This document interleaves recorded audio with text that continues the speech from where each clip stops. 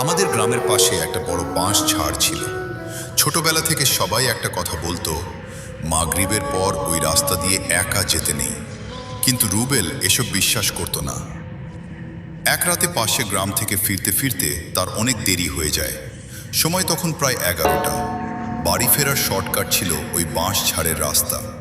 রুবেল সেই রাস্তা ধরেই হাঁটতে শুরু করলো।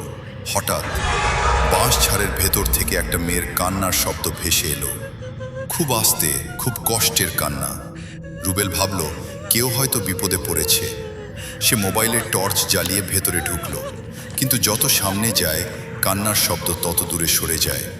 হঠাৎ তার মোবাইলের আলো নিভে গেল, আর তখনই তার কানের কাছে কেউ ফিস ফিস করে বলল, এত রাতে এখানে কেন এসেছো? রুবেল ভয় পিছনে তাকালো, কেউ নেই। সে দৌড়ে বাড়ি ফিরে আসে। পরদিন গ্রামের এক বৃদ্ধকে ঘটনাটা বলতেই বৃদ্ধ চুপ হয়ে গেলেন। তারপর বললেন, ওই বাঁশ ঝাড়ে 15 বছর আগে এক মেয়ে গলায় দড়ি দিয়েছিল, আর যারা তার কান্নার শব্দ শুনে ভেতরে গেছে তারা আর কখনো আগের মতো ফিরে আসেনি। আজও নাকি মাঝরাতে ওই বাঁশ ঝাড় থেকে কান্নার শব্দ শোনা যায়।